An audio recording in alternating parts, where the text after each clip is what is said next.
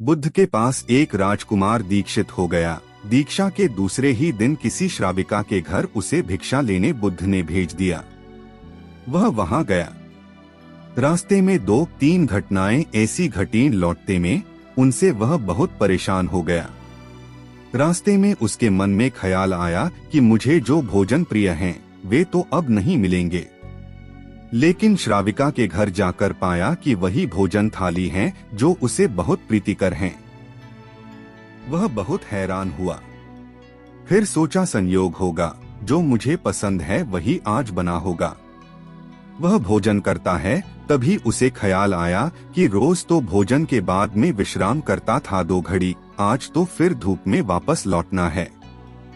लेकिन तभी उस श्राविका ने कहा कि भिक्षु बड़ी अनुकंपा होगी अगर भोजन के बाद 2 घड़ी विश्राम करो। बहुत हैरान हुआ। जब वह सोचता था यह तभी उसने यह कहा था। फिर भी सोचा संयोग की ही बात होगी कि मेरे मन भी बात आई और उसके मन में भी सहज बात आई कि भोजन के बाद भिक्षु विश्राम कर ले। चटाई बिछा दी गई, वह लेट गया। लेटते ही उसे ख्याल आया कि आज न तो अपना कोई साया है, न कोई छप्पर है अपना, न अपना कोई बिछौना है। अब तो आकाश छप्पर है, जमीन बिछौना है। यह सोचता था, वह श्राविका लौटती थी। उसने पीछे से कहा, भंते, ऐसा क्यों सोचते हैं? न तो किसी की शया है, न किसी का साया है। अब संयोग मानना कठिन था, अब तो बात स्पष्ट थी। वह उठकर बैठ गया और उसने कहा कि मैं बड़ी हैरानी में हूँ। क्या मेरे विचार तुम तक पहुँच जाते हैं? क्या मेरा अंतःकरण तुम पढ़ लेती हो? उस श्राविका ने कहा, निश्चित ही। पहले तो सबसे पहले स्वयं के विचारों का निरीक्षण शुरू किया था, अब तो हालत उल्टी हो गई। स्वयं के विचार तो निरीक्षण करते करते क्षीण हो गए और विलीन हो गए। मन हो गया निर्विचार। अब तो जो निकट होता है उसके विचार भी निरीक्षण में आ जाते हैं। वह भिक्षु घबराकर खड़ा हो गया और उसने कहा कि मुझे आज्ञा दें, मैं जाऊं। उसके हाथ पैर कंपने लगे। उस श्राविका ने कहा, इतने घबराते क्यों हैं? इसमें घबराने की क्या बात है? लेकिन भिक्षु फिर रुका नहीं। वह वापस लौटा। उसने बुद्ध से कहा, क्षमा करें, उस द्वार पर दोबारा भिक्षा मांगने मैं न जा सकूंगा। बुद्ध ने कहा, कुछ गलती हुई, वहां कोई भूल हुई। उस भिक्षु ने कहा, न तो भूल हुई, न कोई गलती। बहुत आदर सम्मान और जो भोजन मुझे प्रिय था वह मिला। लेकिन वह श्राविका, वह युवती दूसरे के मन के विचारों को पढ़ लेती है।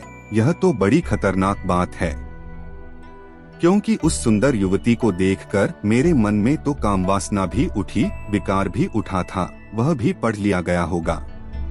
अब मैं कैसे वहां जाऊं? कैसे उसके सामने खड़ा होऊंगा? मैं नहीं जा सकूंगा, मुझे क्षमा करें। बुद्ध ने कहा, वहीं जाना पड़ेगा। अगर ऐसी क्षमा मांगनी थी तो भिक्षु नहीं होना था। जानकर वहां भेजा है, और जब तक मैं न रोकूंगा तब तक वहीं जाना पड़ेगा। महीने 2 महीने, वर्ष 2 वर्ष, निरंतर यही तुम्हारी साधना होगी। लेकिन होशपूर्वक जाना, भीतर जागे हुए जाना और देखते हुए जाना कि कौन से विचार उठते हैं, कौन सी वासनाएं उठती हैं। और कुछ भी मत करना, लड़ना मत, जागे हुए जाना, देखते हुए जाना भीतर की क्या उठता है, क्या नहीं उठता।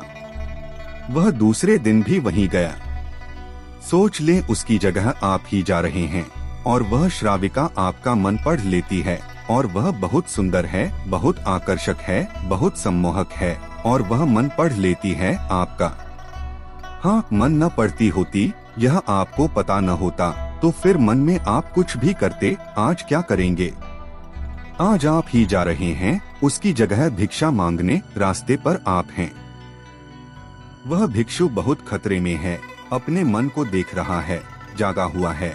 आज पहली दफा जिंदगी में वह जागा हुआ चल रहा है सड़क पर। जैसे जैसे उस श्राविका का घर करीब आने लगा, उसका होश बढ़ने लगा।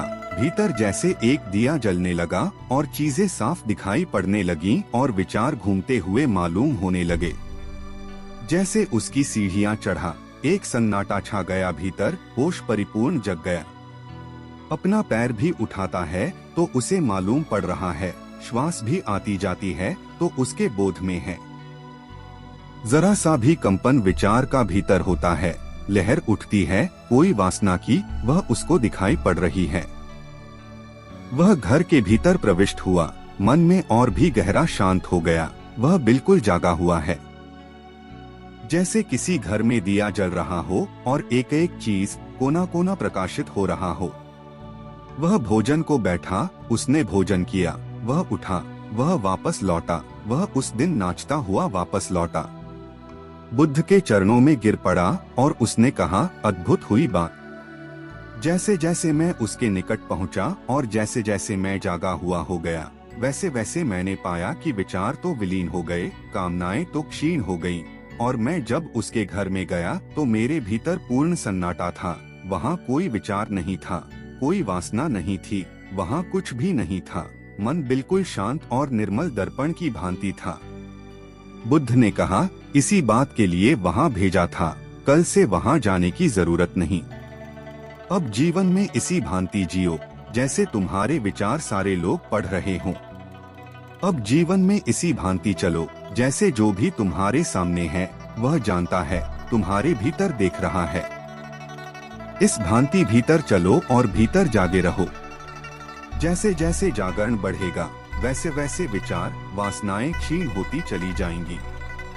जिस दिन जागरण पूर्ण होगा उस दिन तुम्हारे जीवन में कोई कालिमा, कोई कलुष रह जाने वाला नहीं है। उस दिन एक आत्मक्रांति हो जाती है।